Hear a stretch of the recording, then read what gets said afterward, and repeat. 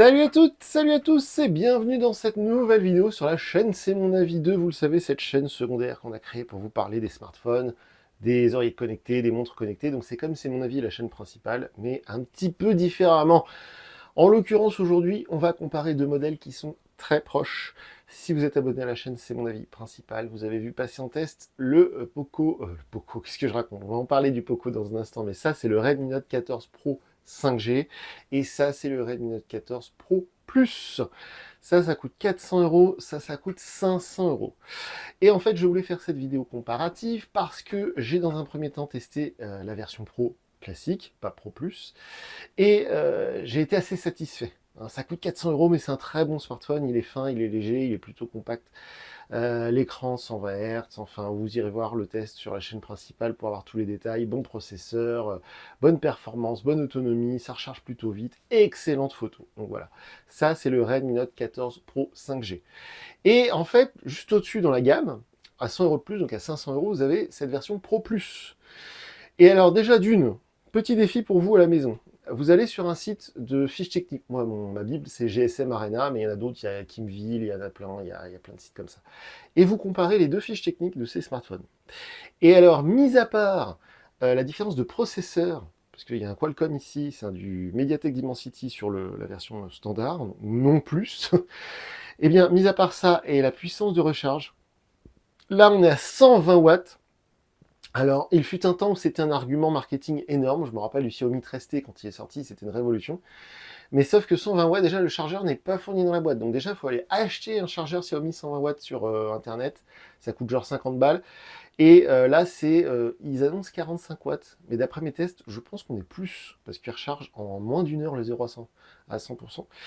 Donc voilà, mis à part cette différence de rapidité de recharge et la différence de processeur, il n'y a aucune différence technique entre les deux modèles, c'est tout pareil, les capteurs photo, l'écran, tout est identique, la batterie, etc. Donc, les 100 euros, j'ai du mal à comprendre.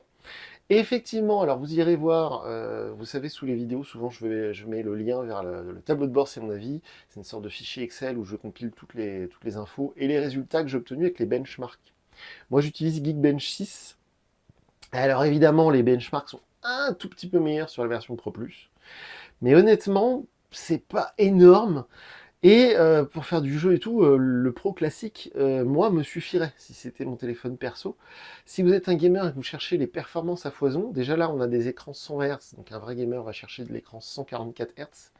Et honnêtement, un modèle par exemple comme le F6 Pro sorti l'année dernière, il est tombé genre vers les 300 euros maintenant sur Amazon, et il offrira des meilleures performances que l'un de ces deux modèles. Donc la performance au quotidien, de toute façon, c'est fluide, ça rame pas, ça marche bien, c'est fluide, il n'y a aucun problème. Il n'y a que en jeu que vous pourrez peut-être voir une petite différence pour le Pro Plus, et encore, je suis même pas sûr.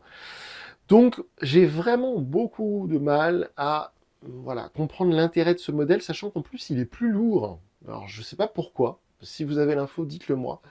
Parce que vu que ils sont identiques, la fiche technique, voilà, techniquement, c'est le même appareil, et il n'y a pas 10 grammes dans le processeur, donc je comprends pas pourquoi celui-ci est plus lourd. C'est une vraie énigme pour moi, c'est assez mystérieux. Est-ce que c'est à cause de l'espèce de vitre qu'ils ont rajouté devant les capteurs photo? Parce que c'est le seul truc physiquement qui distingue les deux appareils, c'est cette espèce de vitre qu'ils ont rajouté, qui sert à rien, hein, concrètement. Mais est-ce que les 10 grammes sont là-dedans? Peut-être. Mais une chose est sûre, c'est que voilà, c'est très étrange. Moi, je préfère carrément, hein, c'est très clair. Déjà, 400 euros, c'est beaucoup d'argent. Donc, le Pro standard, c'est déjà un très bon téléphone qui fait tout bien. Il est étanche, les haut-parleurs stéréo sont puissants, le lecteur d'empreintes sous l'écran, ça marche très bien. La 5G, ça marche très bien. Le Wi-Fi 6, ça marche très bien. Enfin, je veux dire, c'est un très bon téléphone. Les photos sont extraordinaires. J'ai beaucoup de mal à comprendre quelqu'un qui se dira ah ouais non mais moi je vais mettre 500 et je vais passer sur celui-là. Alors si vous voulez, hein, c'est un bon smartphone aussi puisque c'est le même que celui-là, mais c'est juste que je ne vois pas la différence. Il n'y a pas plus d'autonomie. Vous le rechargerez un petit peu plus vite si vous avez la chance d'acheter un chargeur Xiaomi officiel 120 watts. Les photos seront identiques parce que c'est les mêmes capteurs, etc. Donc voilà, j'ai beaucoup de mal à voir l'intérêt de ce modèle Pro Plus. Donc je voulais faire cette vidéo comparative pour essayer de vous montrer que vraiment c'est exactement le même téléphone.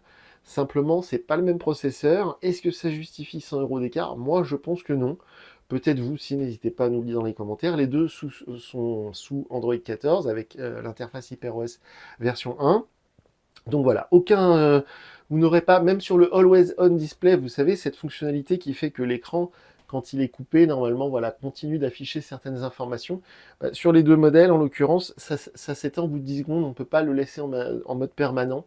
Voilà, donc même si vous mettez 500 €, le Always On Display s'éteint au bout de 10 secondes, donc je vois vraiment pas l'intérêt. Donc voilà, très étrange, ce choix de Xiaomi. Moi, je pense qu'ils auraient dû faire voilà, un truc un petit peu plus différent, changer un autre aspect technique, je ne sais pas lequel, peut-être avoir un écran 144 Hz, ça aurait peut-être justifié un petit peu plus l'écart de prix, mais là, sinon, je ne vois pas l'intérêt. Donc, n'hésitez pas à me dire dans les commentaires si vous êtes d'accord avec moi ou pas, mais honnêtement, voilà, si aujourd'hui vous vous intéressez à la gamme Redmi Note 14, ils sont tous réussis, hein, faut être très clair, mais pour moi, le Pro tout court, pas le Pro Plus, c'est le meilleur. Si vous n'avez pas un souci de budget, je veux dire, c'est le meilleur, c'est le meilleur rapport qualité-prix de la gamme. La version 5G standard, le Redmi Note 14 5G standard, qui est à 303 € de mémoire, mais qu'on peut trouver à 270, c'est un très très très très bon rapport qualité-prix. Mais c'est vrai que si vous avez les moyens, sur la version Pro, vous aurez des photos un peu meilleures, et puis vous aurez un petit peu plus de performance, par exemple, pour faire du jeu, c'est pas mal. Donc voilà, ça peut justifier, mais là, le passage au Pro Plus, pour moi, se justifie pas.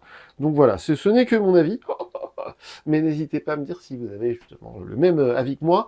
On est présent sur les réseaux sociaux, j'ai fait plein de vidéos à propos de toute cette nouvelle gamme Redmi Note 14, et aussi on a une vidéo sur la chaîne qui compare ce Redmi Note 14 Pro 5G avec le Poco X5, parce que les deux sont identiques. C'est le même téléphone, il n'y a que le capteur photo qui change entre les deux, donc c'est assez intéressant aussi de voir ce comparatif.